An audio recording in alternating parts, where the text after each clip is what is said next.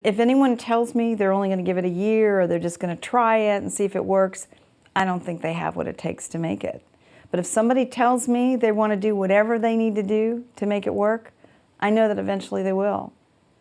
Because it isn't easy. And you don't do it for the money necessarily. You do it because it's part of who you are inside. It's in your soul, it's in your heart, it's in your brain. It's in your music, you know, of life. And that's hard to explain to people who really don't have that because they have a different thing they want to do. But anybody that I've ever known who's been successful in creativity has that. They have that conviction that no matter what happens in the world around them, they're going to keep doing it. It's a lot more than just entertainment. It's our heart and soul out there for everyone to see. And when we do that for other people, we're opening ourselves up and we're giving to our communities and to the world. And that's worth it. So whenever anybody says to me, get a real job, I always say I already have one.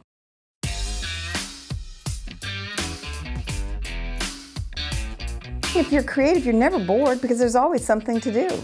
Always something to do. I'm just really lucky that I've gotten paid for it over the years. I'm Cirina Catania, and I'm a writer, director, producer. Hyphenate. I'm a hyphenate. I'm a filmmaker, creative person. I started out when I was very, very young doing still photography, and then I moved into working on independent features. And when I moved to LA, I got involved in marketing for motion pictures and distribution side. And then when I left the studio after 8 years, went back into filmmaking. So now I do independent documentaries. I worked on other people's movies for a lot of years and decided a couple years ago I wanted to make my own. I tell people that I make a living working in film and television, and I spend all that money on my own documentaries. In the late 70s, Sterling Van Wagenen was running Wildwood Pictures, which was Redford's production company. And John Earl and I were working on the Utah Film Commission. And the governor of Utah wanted to find a way to bring more filmmaking into the state. We were all three of us really interested, obviously, in film.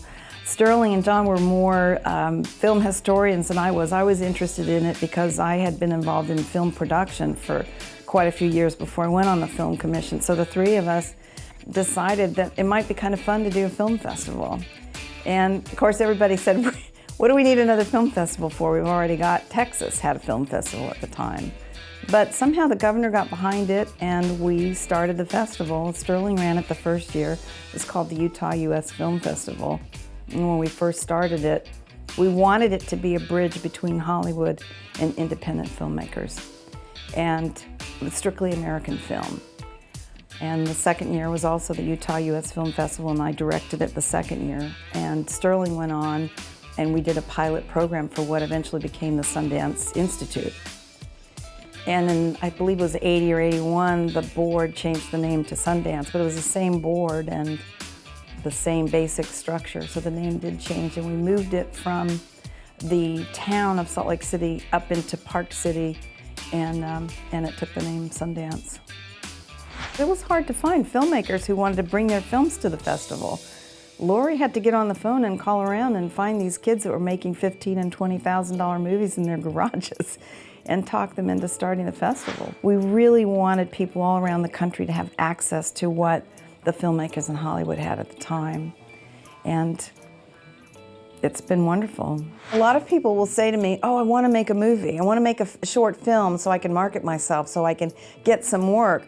But they don't know how to shoot it. They don't have the assets that the LA Post Fest is providing these people. So you're giving everybody a leg up to promote themselves and to do something and to have fun with it. They don't have to worry about shooting it, about finding the music, about finding the green screen and shooting it properly. It's done. So the people that are going to be editing this and finishing can start really and run for it. They can just run for it. And I'm really excited because I think that every single person that submits a film, it's going to look different. I'm not at all worried that they're all going to look the same. Who cares if it's the same script? It's not. Let your creativity take over. Let your imagination take over. Figure out who these people were before they came to this first scene. Why are they there? Where are they going to go when they leave this planet? And where are the major story beats? There's things that happen in those few short pages that are important.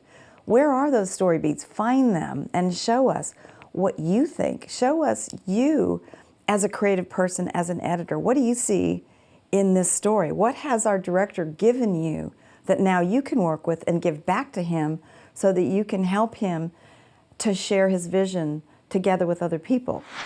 You as a person, as a creative person, are going to have input to that final product. So I'm going to be looking for that. And I'm going to be looking for how you work with what the director's given you, what you're giving back, and whether or not it all functions as a whole. And have you told that story properly? Have you moved me? Have you given me something to think about? Have you told me more about these people with the way you've cut it? That's what I think I'm going to be looking for. Don't worry about being perfect. Creativity is not about perfection. It's about the journey. Go have fun. Don't worry about it being perfect. Send it in. Because at the very least, you'll get a chance to have the judges see your work. And there's some great people on that judging panel. If I were a young filmmaker, I would want them to see my work, and they're going to see it. You never know what can come out of it. You know, there's 6 degrees of separation.